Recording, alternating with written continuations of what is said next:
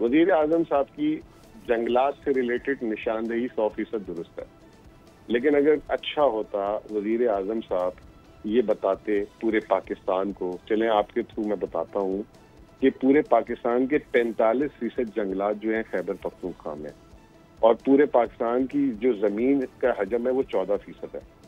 तो इससे आप अंदाज़ा लगा लें। दूसरा, खैबर पख्तूनख्वा की जो ज़मीन है, ये डॉक्टर इबाद भी बैठे हुए हैं, ये कंफर्म कर देंगे, इसकी 27% ज़मीन पे जंगल लगा हुआ है, यानी कि हर 100 मीटर में 27 मीटर जगह पे जंगल लगा हुआ है। और ये स्टेट लैंड नहीं है, ये आम लोगों का, आम जो खैबर पख्तूनख्वा की आवाम की ज़मीनों पे उन्होंने जंगलात लगाए गए।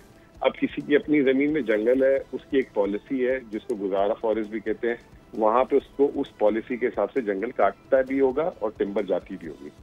अब आप आ जाए पाकिस्तान की बात करते हैं। वज़ीर आज़म वो पूरे पाकिस्तान के हैं, अगर वो बोलते ये बात कि पूरे पाकिस्तान में 4% जंगल है, सिर्फ 4%, और खैबर पख्तूनख्वा में 27% उसकी जमीन पे जंगल लगा हुआ है। अगर खैबर पख्तूनख्वा के आज जंगल निकाल दे पाकिस्तान से, तो पूरे पाकिस्तान का फॉरेस्ट कवर लेस देन 2% है।